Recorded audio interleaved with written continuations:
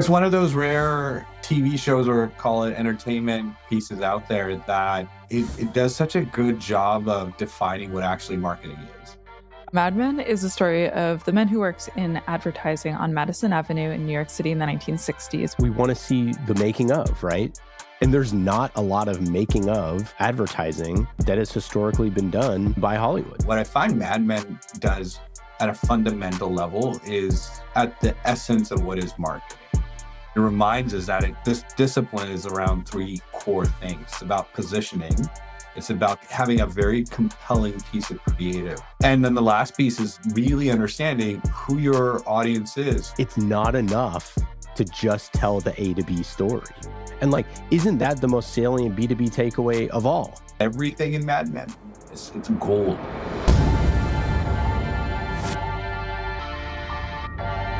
This is the best thing I've ever seen. That. Let's talk about that. Listen to this. Listen to this. Memorable? Well, then be less boring. Boring? Remarkable. I'm Ian Faison, CEO of Caspian Studios. You're listening to Remarkable. This week, we're talking marketing lessons from Mad Men. Advertising is based on one thing: happiness. And you know what happiness is? Happiness is the smell of a new car. It's freedom from fear. It's a billboard on the side of the road that screams with reassurance that whatever you're doing, it's okay. With the help of our special guest, VP of Marketing at TealBook. Fahad, how are you? I'm doing great. How are you? Oh, wonderful to have you on the show, and always wonderful to talk Mad Men. So why the heck did you pick Mad Men to talk about today? It's one of those rare TV shows, or call it entertainment pieces out there, that it does such a good job of defining what actually marketing is. And when it comes to definition of marketing, you could probably find gazillions out there, from actual practitioners to people that are just, getting into the function, and also has kind of evolved over the time with new channels and new ways of approaching the audience. But what I find Mad Men does at a fundamental level is what at the essence of what is marketing. The greatest thing you have working for you is not the photo you take or the picture you paint. It's the imagination of the consumer. They have no budget. They have no time limit. And if you can get into that space, your ad can run all day. And it reminds us that it's, this discipline is around three core things. It's about positioning. It's about that having a very compelling piece of creative, which is a combination of, I often joke with my team, we are in the business of making pictures and words, and that's dark in some version of an emotional reaction from the folks we're trying to engage with. And then the last piece is really understanding who your audience is, who are, in today's language or technical language, ICP. And I think it does a fantastic job. And because it portrays of an era where modern B2B marketing stack was not even in any type of inception or conceptual stage. So you're looking at the core foundational elements of how do you market to people and make sure you cut through the noise and engage them at a deeper level that actually, moves the needle. And that's one of the reasons, I've watched it twice now. And not everything in Mad Men, I would say, is fundamentally tying to the marketing discipline as a whole. There's a whole drama and character study part of it. But when you isolate those kind of key components where they are focusing on the positioning and the creative and really kind of doubling down the importance of audience, it's gold. And because it's a piece of entertainment, it's very digestible. So you don't need to be a marketer to fully appreciate what's happening on the screen. But as a marketer, you have a sense of appreciation. We're like, wow, that's pretty interesting, that amount of effort that goes into crafting positioning, or amount of effort that goes into understanding who the audience is and what, at a psychological level, what are some of the components that can move. I think it's a fascinating piece of medium. And tell us about your role as VP of Marketing at TealBook. So at TealBook, I oversee all things marketing and go-to-market. So that includes, our core marketing channels. Then it distills down to when it comes to the positioning side, our demand gen side, our content marketing side, and product marketing. So it's all things marketing. And the objective remains the same as every marketer out there, is that how do we engage our buyers and our ICP, move them from people that are somewhat interested into potential customers. And I often joke about like turning customers into loyalists, so that then they become the amplification mechanism of our product and our brand. And that's what we do day in, day out. We figure out ways to execute on that and put some wins on the board. Meredith, what the heck is Mad Men? So Mad Men is a story of the men who worked in advertising on Madison Avenue in New York City in the 1960s, which Men the and 1950s. women. Sorry, men is yes, we'll use it as an umbrella term. Humankind, men and women who worked in advertising, and like the 1950s and 60s were considered the golden age of advertising. But it doesn't change the fact that we're happy with our agency. Are you? You're happy with 50%. You're on top and you don't have enough. You're happy because you're successful for now. But what is happiness? It's a moment before you need more happiness.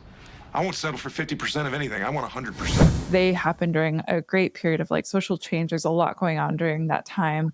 But Mad Men could also be considered a play on the idea that their lives were like pretty crazy. Like being in advertising at the time was insanely stressful. There were high stakes.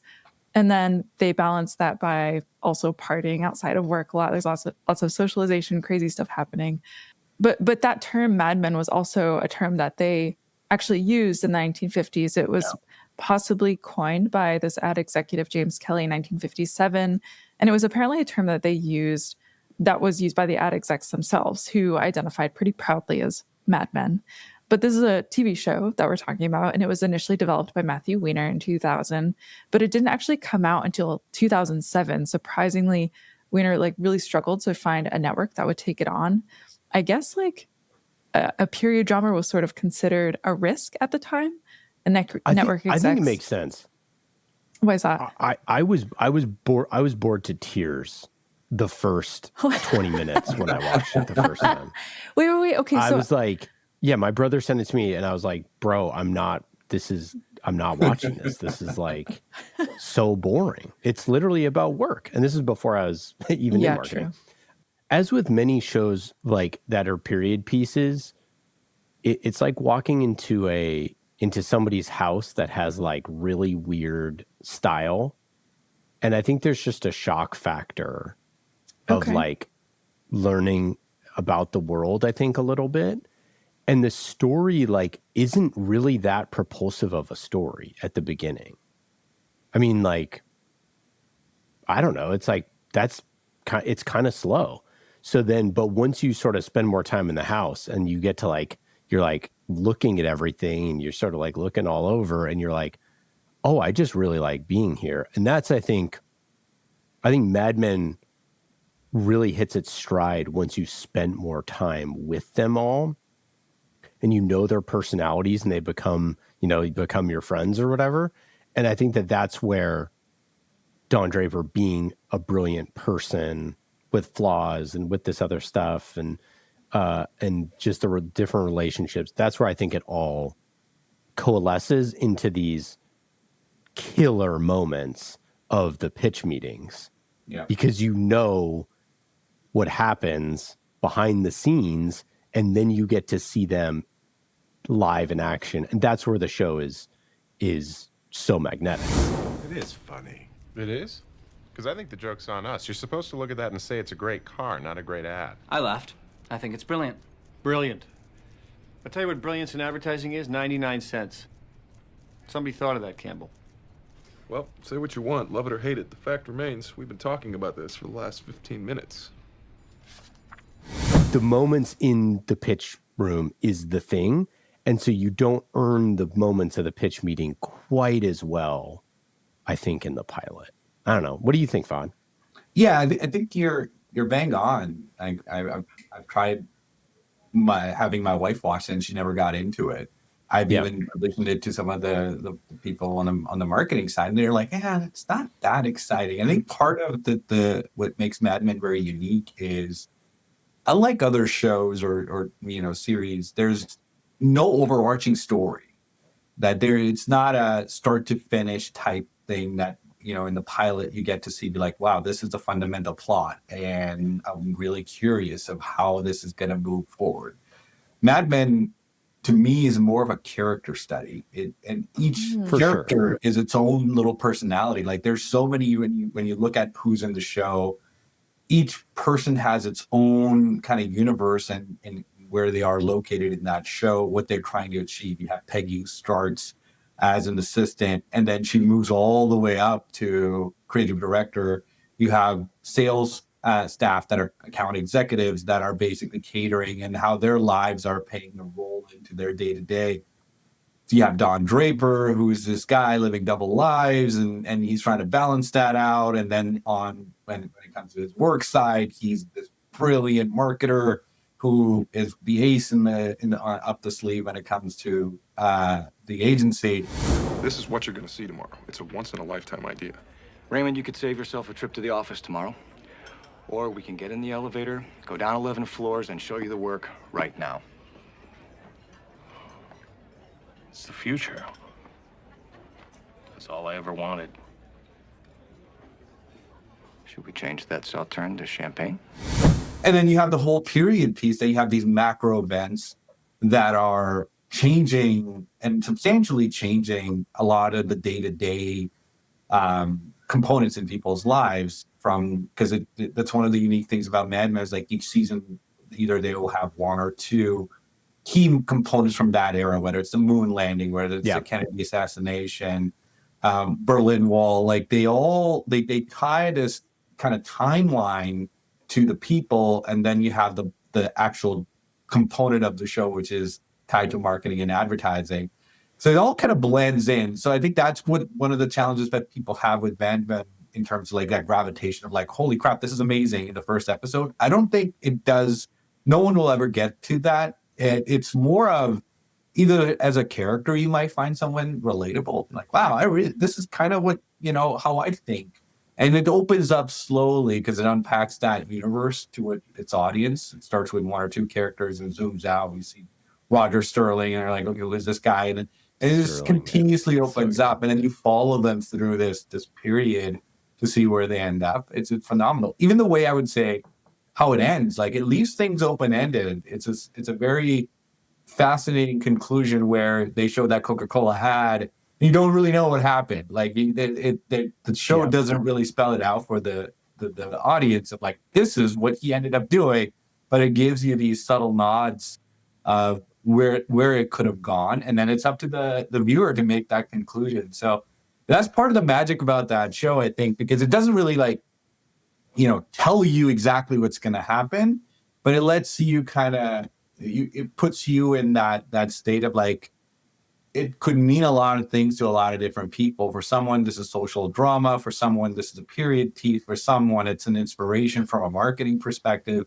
And that's a very rare thing, I think, when it comes to a piece of entertainment that could spark so many different so many different ideas and so many different parallels across different people. And it does that pretty well in a lot of ways too. You can really come into the story for a lot of different reasons. And I think that's what makes it so compelling. But it's just so well realized. It's so well acted. It's so well written. And it just feels real. I mean, like of all the shows, you're like, it just feels real. I mean, like it does not feel like they're shooting a TV show. It feels like that those are all real people that actually happen. You know what I mean? And that's I think it's executed, I think, like truly perfectly. And I think that's pretty important. The other thing is, people love advertising stories because they are on the receiving end. So like for them to go back and to create ads about all these iconic brands, we're in on the joke because those brands were marketed to us, right? So like we we like to see the creation. It's the same way we like to see the origin stories of film. It's the same way we like to see the origin stories of your favorite songs, is because we want to see the making of, right? And there's not a lot of making of advertising that has historically been done, by Hollywood or whoever. So the making of those ads, which they tell in a really cool way, I think that's fun for people to watch. And the other thing is, like, the making of ads is also just a very boring B2B thing, right? Like, it's a person sitting at their desk thinking of ideas. It's like why there's no, why it's really hard to tell a movie about a writer, right?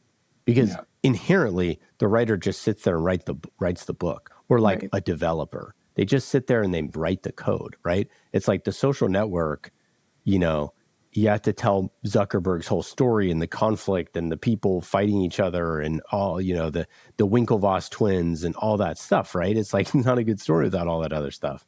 But just putting a camera on him and showing him, typing with the screen in his glasses isn't the interesting part. So we have to give Don Draper all this other stuff and the people in the office to give us enough sort of like eye candy to make the thing interesting. And like, isn't that the most salient B2B takeaway of all, right? Is like, it's not enough to just tell the A to B story. It's like, you need to have all the other things to tell a good story. And like so much in B2B, we just tell the ROI story, the A to B, the 3X return. And it's like, well, if you're going to tell me that on your website that this person gets a 3X return, I already knew you were going to tell me that because you're trying to sell me stuff. So you need to do something better than that.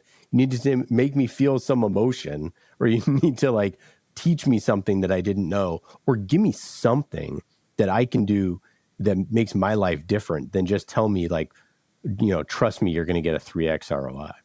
Yeah, I couldn't agree more. And I think it's a nice summation of both the current state and I think leading up to it. We're always gravitated towards the wins, right? Like, because wins sell. You want to know who's the marketer behind Liquid Death. You want to know who's the marketer behind Notion or Apple, because these are leading brands and they do a phenomenal job. But you might also have a marketer with the same Shout out to level. Andy, by the way. Exactly. And you might have same marketers I was going to say shout out to Andy from Liquid Death, who we had on the show. Oh, he was on. I didn't catch that episode. But Liquid Death is one of the phenomenal brands that I think are game changer in terms of what they've done when it comes to pure creative and marketing. But there is another side to this, which you just hinted, that big names, when you hit a certain milestone, you're gonna enjoy the ride because you're part of that progression. But then you have other sides of marketers that are equally as creative, but they just never get to hit those milestones because, well, at the end of the day, marketing is part of an overall component. It's not the only thing. You're marketing a product, and the product does have to deliver. So if the product doesn't deliver, best in class marketing, it won't do anything. It would, or maybe a blip on the radar, and eventually it would fail. Think about, like, imagine if Apple's products, were crappy and the experience was poor. You can do whatever you want. The consumers are eventually going to figure out that, hey, this is over-promising on that side. So I think even in Mad Men, there are scenarios where the pitch doesn't go that well. And you can see the frustration from Don. And it's like, this is it. Why aren't you buying it? We're like, no, it's not.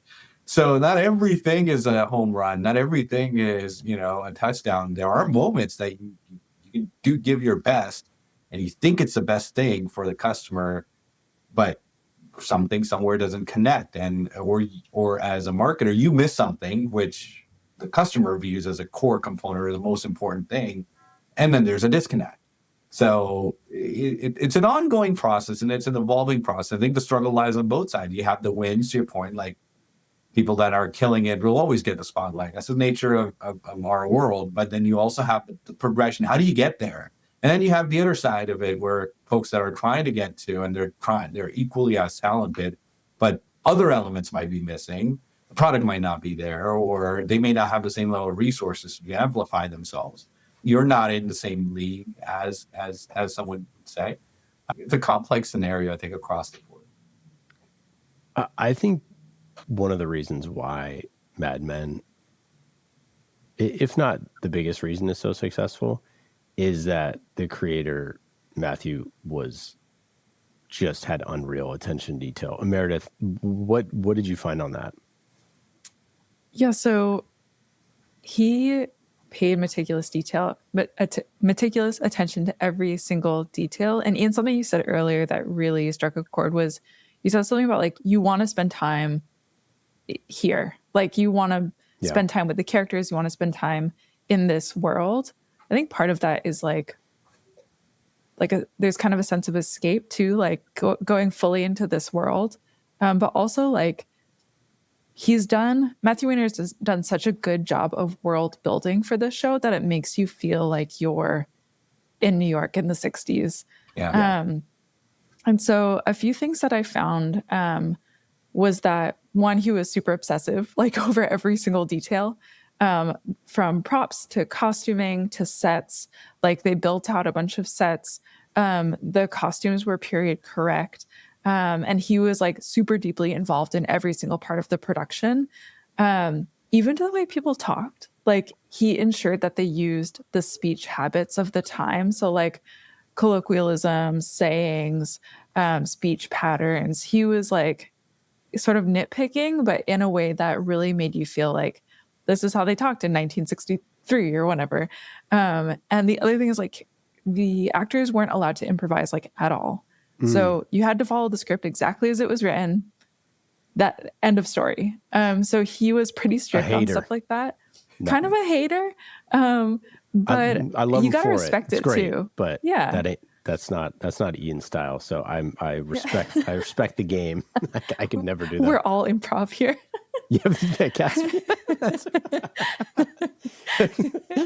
Well, that's how you get a lived-in world, right? Like if everybody starts to add in their components, all of a sudden this vision that someone has in their head starts to get distorted, and next thing you know, even subtle things could pull you out from that illusion that this is very true to that period, or this is very true to that particular circumstance. So you're bang on, like the attention to detail. I think it's like small things when it even comes to like some of the episodes. They look at the groceries. I'm kind of weird that way, where I like focus on like specific elements in the scene. And you look at the groceries and you look at the brands, and those brands were there at that point in time. So to go to that length and to make sure you're accurately depicting every small component in a daily life, it's props. It takes a lot of effort and time to do that. I feel like to some point I would be like, okay, I'm done. You know what I mean? Me. Ian's good enough, baby. We're rolling. If we're 80%, we are rolling. We're there. The groceries are not going to be right. What I would do is I would just be like, don't shoot the groceries. Put it in a brown bag and put the top over the bag. But then there's going to be, I think that's the thing, like the appreciation from some folks that really pay attention to those things. It just takes it to the next level. There you're like, wow, this is complete in that sense, that they have gone to that level of depth to make sure every small element lines up. And to do that, it's not easy because you're basically research, making sure that existed, be recreation of that. So it's pretty powerful. But see, I think there's a great marketing lesson here in that when you have someone like Matthew Weiner and he's running a project like this, that you can't sort of pick and choose what parts of him you like to put into the project. You can't be like, oh, he has built this brilliant world and all these brilliant characters and has all this flawless writing. But Matthew, you know what? We're going to have... it's too expensive to like make all the fake brand groceries that we're just going to like use contemporary brands, right? It's like you as the leader have to be able to say, if I want that for Matthew, I want him all in and I want him to do it his way, because otherwise then what's the point of having him? We could have just done it with someone else. And it's like, you know, there's a old thing about Jerry Rice when he was playing for the Niners, that like Jerry Rice would just like house every catch. Like he's you throw him the ball in practice, he's running it for a touchdown. And it's like, because Jerry only practices one way, right? And Michael Jordan, same way, right? Like they are only wired for one way. And so to fight someone on your team's wiring is silly.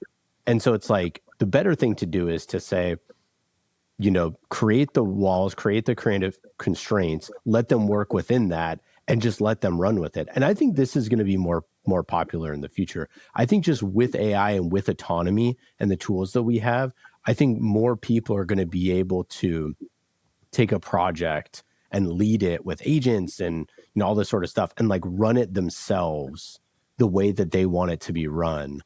And I think that that's really cool. I think that that's a better model than this idea of like trying to get your entire marketing team or entire company to get to consensus on like a brand campaign or something like that. Like I'd rather just run 10 completely different, fully realized campaigns than try to like build consensus into one that's just kind of meh.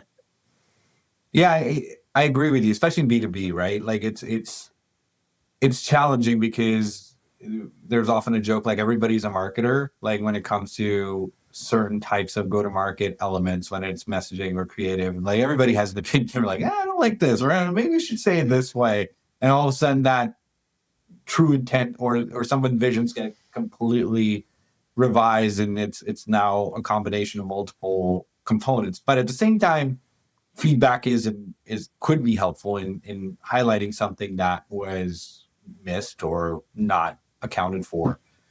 What's interesting where we are headed now is to get to that one aha.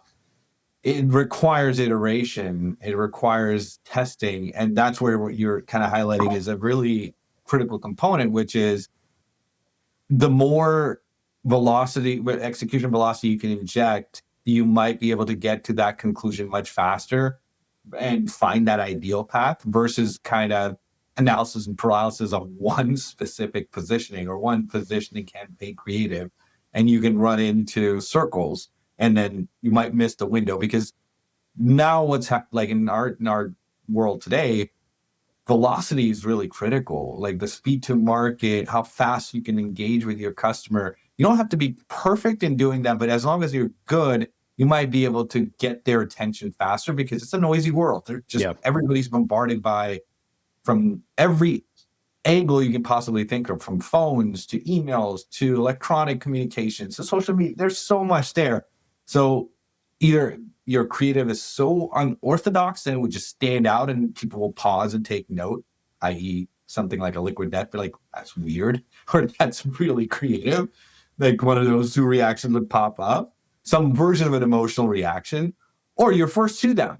Mm-hmm. And no one else has said that, or no one has pitched that, or no one has positioned that. And all of a sudden you've now established a little bit of a frame of reference in their mind, and you secured that, and you're one step ahead. So it's a balance. It's a very delicate balance. Analysis paralysis over engineering could come at a cost of speed of execution, which could potentially, derail the opportunity. Even though you have the best creative, someone else might have gotten there earlier.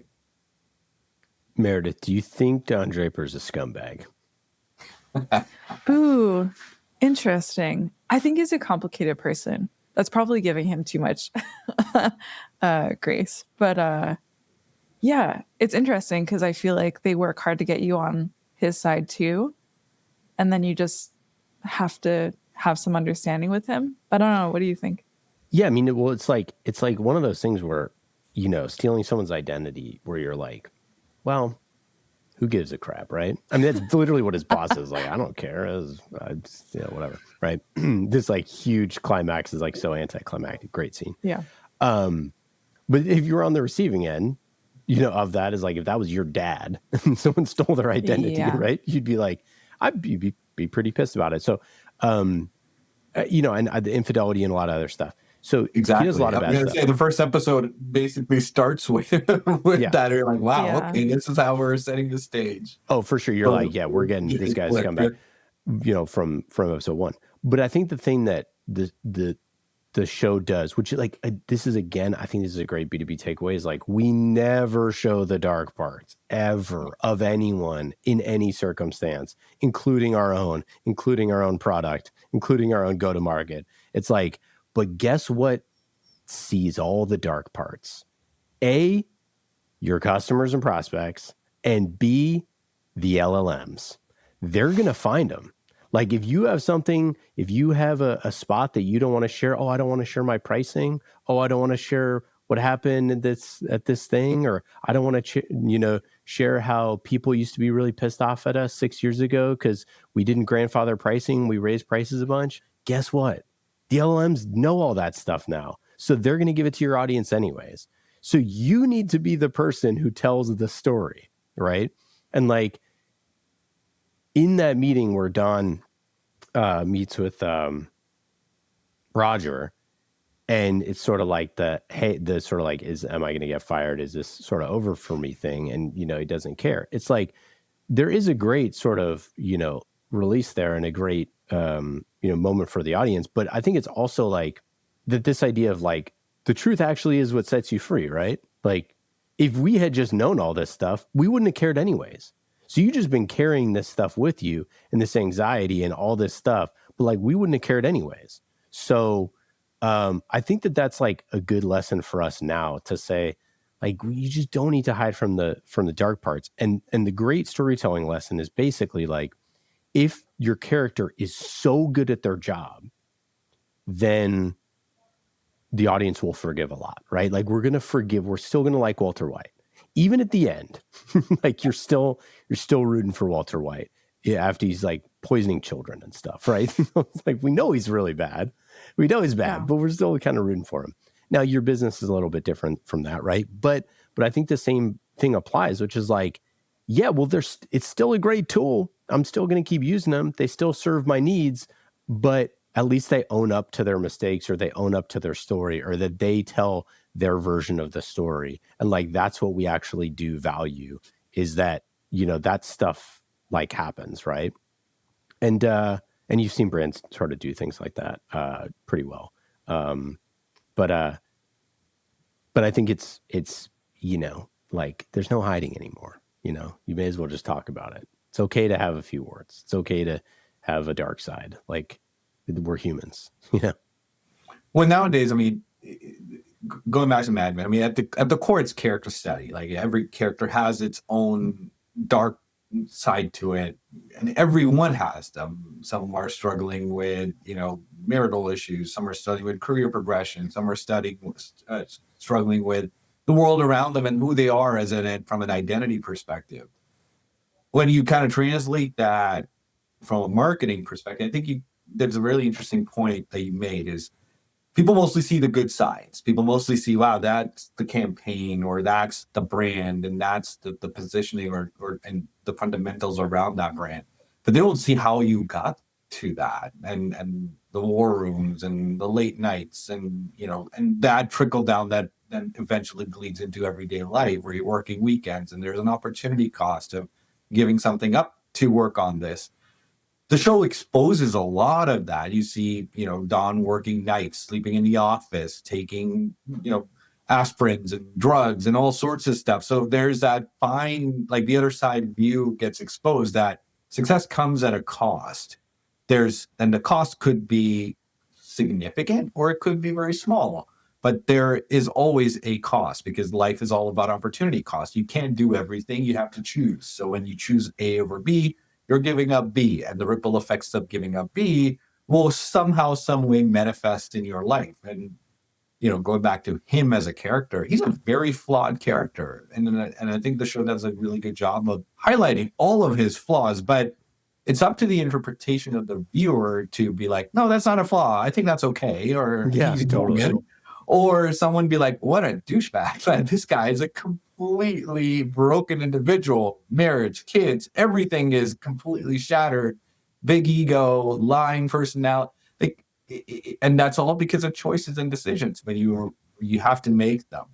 And in our current state, it's in B2B and in just life in general, with the technology and access to technology and the rise of AI, I think you're gonna see a different iteration of that where information is accessible across the board, transparency is there. Brands that will still move forward and brands that would still kind of anchor themselves in our minds are going to be the one that are focusing on the fundamentals, because everybody has the same access to the tools now. They can do the same thing, and the playing field is more level than ever. So how do you now cut through the noise? This still goes back to the core elements of like, how strong is your positioning? How strong is your creative? Are you really thinking about that this is going to cut through the noise and is it going to move people? And then at the end of the day, do you know who you're selling to? Who's your audience? And not just the numbers, the standard ICP metrics and whatnot, but at a psychological level. Do you understand who they are, what their day-to-day looks like?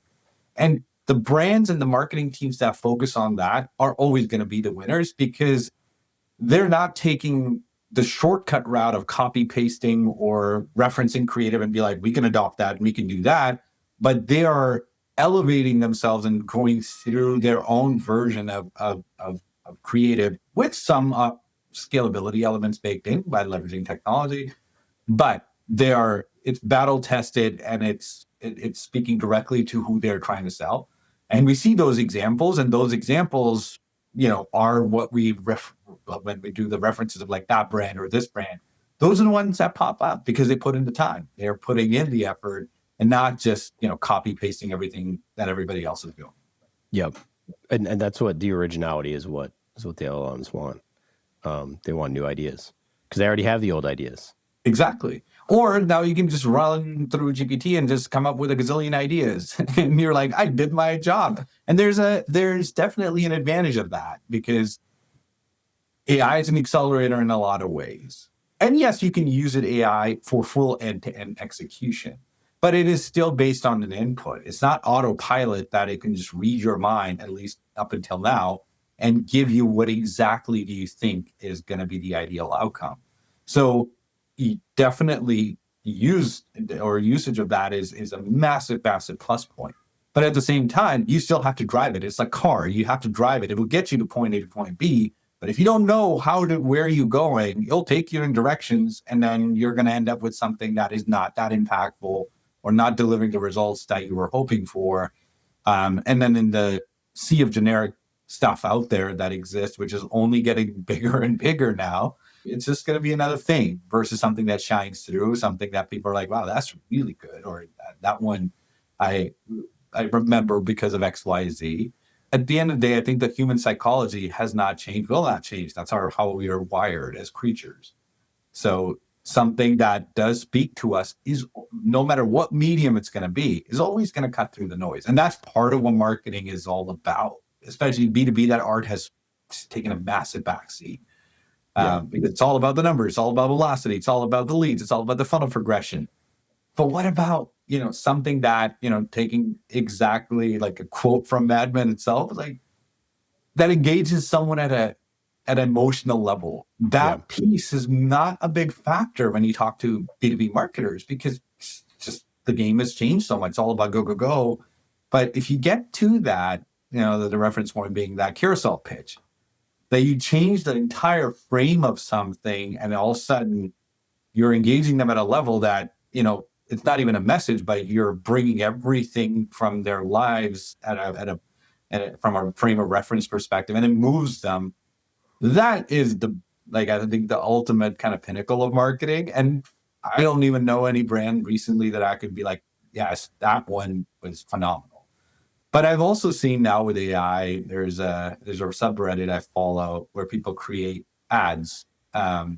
And I'm not going to name it because brands will go copyright to them. But there's some really creative stuff that people are doing, which is unorthodox, and you would never see it in mainstream. And one of the most amazing ones I've seen recently was someone made this on their own, was a Nike ad, but it's with Texas Chainsaw Massacre. Oh my gosh. And it's like, but it is brilliant. It is absolutely brilliant. You're like, I would never put these two complete polar opposites in a single narrative. That you have Leatherface, who's basically what they show as the quote unquote the main focus point of the ad, and with a Nike product, but they do it in such a creative way. You're like, wow, this would never be possible. With the tools now, people can express their creativity, but it would never be possible. Do you have a favorite scene for Mad Men? I would 100% go to the carousel. It's like one of the best scenes in TV. It's the best one. I honestly have shared that clip so many times with my teams. Like, even when I watch it, sometimes you get those, especially I've seen the show in 2 different times in my life. Yeah. When it first came out, I was just finishing up grad school. So at that point, my understanding of the marketing discipline and the world of marketing was still at its kind of beginner stage. So it didn't really have that much of an impact. And because it came out over years, as the show continued, I started to develop that appreciation. But it wasn't until I watched it second time around. At that point, I had a little one. And then some of those components, whether it's the toasted one or the Pond's cream, the toasted one, so crazy. It takes a whole other meaning. You're like, wow, this is, the one line that he used, that this is it's not a wheel, it's a carousel that lets you travel back in time the way a child travels, round and round, back and back home again. It's so powerful that you think about, we're like, wow, this is creativity at its finest. And it's not just creativity, it's creativity meets emotional strategy. And if that scene as a parent and as a marketer doesn't strike you as like, wow, this is pretty cool, something's off. Something is fundamentally off.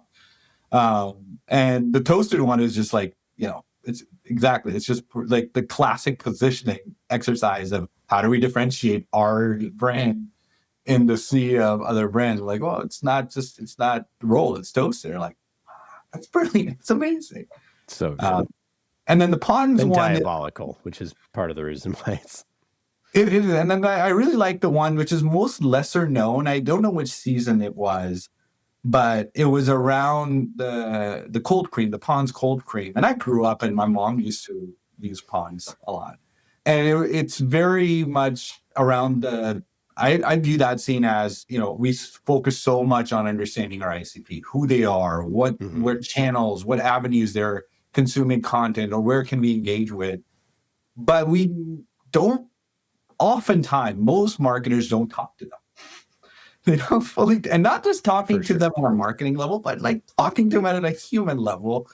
And it just opens up a whole other way of like, maybe if I engage them in this way, or if I say it this way, it can get my message across. And in that case, it was all about empathy and not just hyper targeting, but sometimes if you speak to them at a human level, you're able to bypass a lot of things and engage them and really truly engage them. So there's so many nuggets there, Jaguar and whatnot, but I think those 3 are my hands down. And I still have like a YouTube video of the carousel saved. I just often will share it when it makes sense, because it's such a good kind of summation of what that show represents. Okay, just let's talk TealBook before we get out of here. I do want to know, how do you think about connecting content to your marketing strategy? It's the content is the most focused aspect of our marketing. And every day our content marketing lead and I are thinking about like, how do we not fall into the generic trap? And how do we create content that is outside of delivering a value, outside of delivering something meaningful, it cuts through the noise. It cuts through, the sea of stuff that our target audience, in this case, procurement practitioners and executives, are getting bombarded by. So for us, it's a combination of 2 things. It's content as a whole, like what we're going to say and how we're going to say it, and the experience, and how can we deliver it in a way which is slightly different than everybody else is delivering. And that's not easy oftentimes, because the channels are universal. So that's where we go into experimentation. That's where we're looking at, what about something, as a direct mail piece, can we do something? What about a social campaign that takes common everyday concepts and marries them with the pain points our ICPs are experiencing? And that maybe will be a way to get, I do have that problem. So we're always thinking about ways to just kind of capitalize on those 2 fundamentals. Is like, what's the delivery mechanism, which creates a bit of an experience, not just like, we did it, here you go, see you later. And then the composition itself, that everything we do has to deliver some value.